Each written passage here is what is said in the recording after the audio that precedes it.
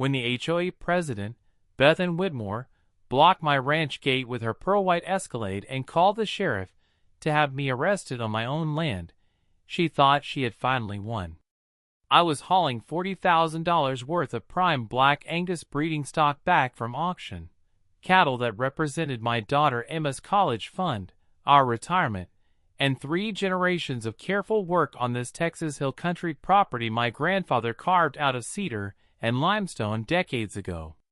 The dust was thick, the diesel fumes sharp in my nose, the animals lowing in stress inside the trailer, and there she stood in her designer yoga pants that had never seen real dirt, phone recording, smirking like she'd caught a criminal red-handed.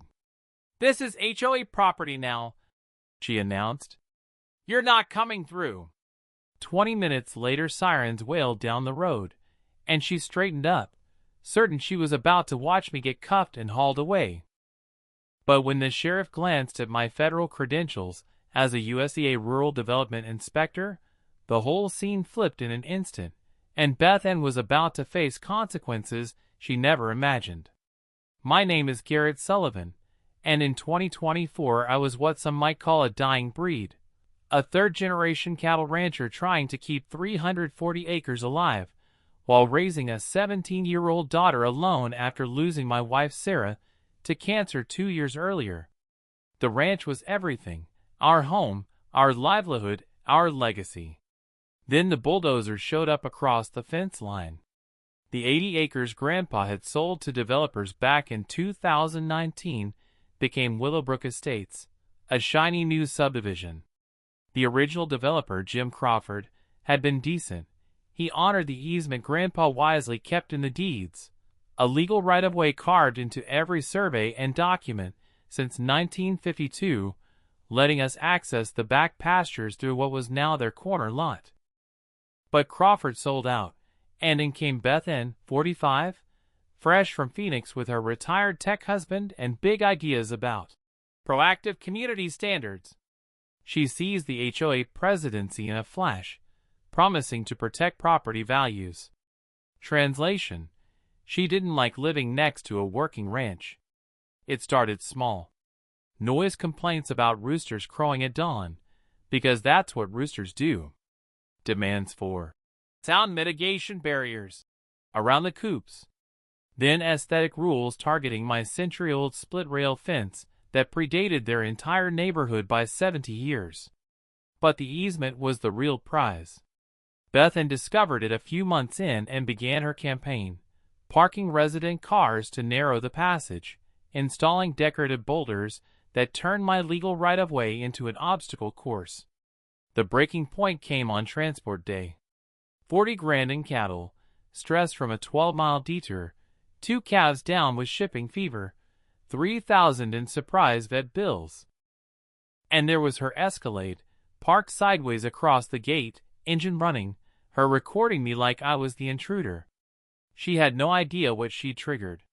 While she filed complaints claiming my easement was fraudulent and demanded I pay $4,500 for a new survey or face trespassing charges, I went to the courthouse. Old paper, floor wax, yellowed maps from 1952. The original purchase agreement explicitly promised to honor all existing agricultural easements in perpetuity. Her own HOA governing documents, one she apparently never read, acknowledged my rights in plain language. Prescriptive easement law sealed it. Continuous use for over 20 years made it permanent, development or not. But the real backfire was her own petition. She'd rallied 3 elderly residents to sign what she called a property rights protection drive, telling them it would prevent boundary disputes.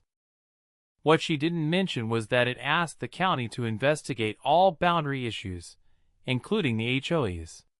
When the surveyor came out, he pointed at their fancy stone entrance pillars, built 3 feet over the county road easement. Technically, the HOA was trespassing on public property.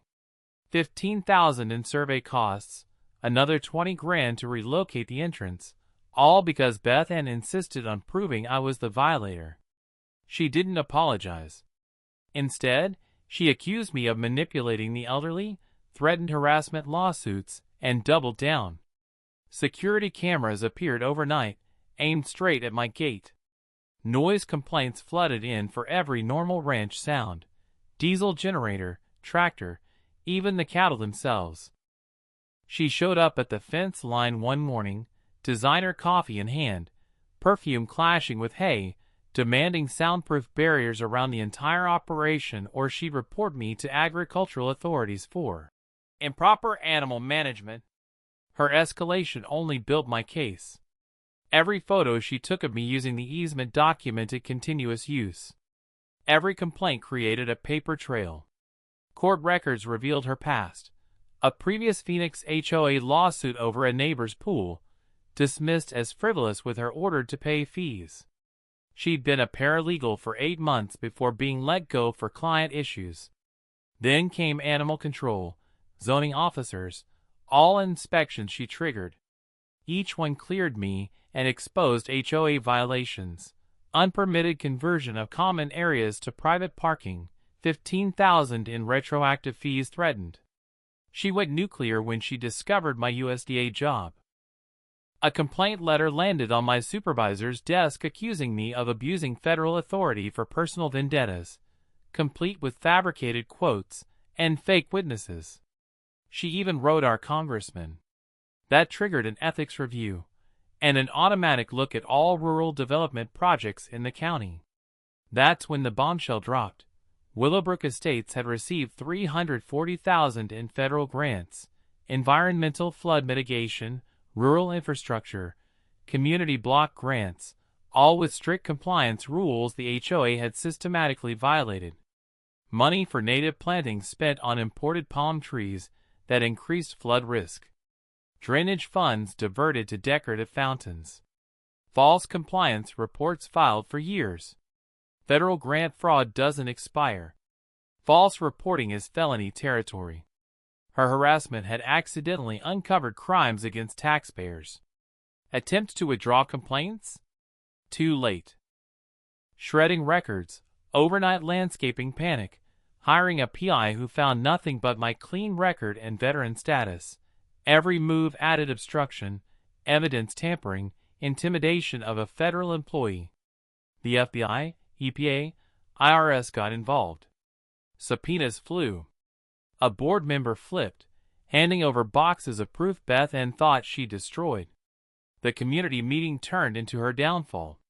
Federal prosecutors announced 47 charges on live TV: grant fraud, environmental crimes, wire fraud, obstruction, conspiracy. She screamed about persecution, weaponized government, personal revenge, each word more evidence of guilt. Handcuffs clicked in front of neighbors, who finally saw the truth. 5 years federal prison, for $100,000 restitution, asset seizure, 3 years supervised release. 6 months later, the ranch gate still stands, now marked with a federal order protecting the easement forever. Willowbrook got new leadership, real improvements, native plants, proper drainage, working flood protection. Property values stabilized. Emma and I sit on the porch most evenings, sweet tea in hand, watching stars rise over land that will stay agricultural. Sometimes justice arrives slow, wrapped in paperwork and federal authority, but when it does, it's thorough. Share your own wild neighbor stories below. What's the pettiest power trip you've seen? Hit subscribe for more tales of regular folks standing up to overreach, because sometimes doing things the right way brings the biggest reckoning of all. Thanks for watching HOA Stories, where entitled Karens finally meet the consequences they never saw coming. Like, comment, and subscribe for the next one.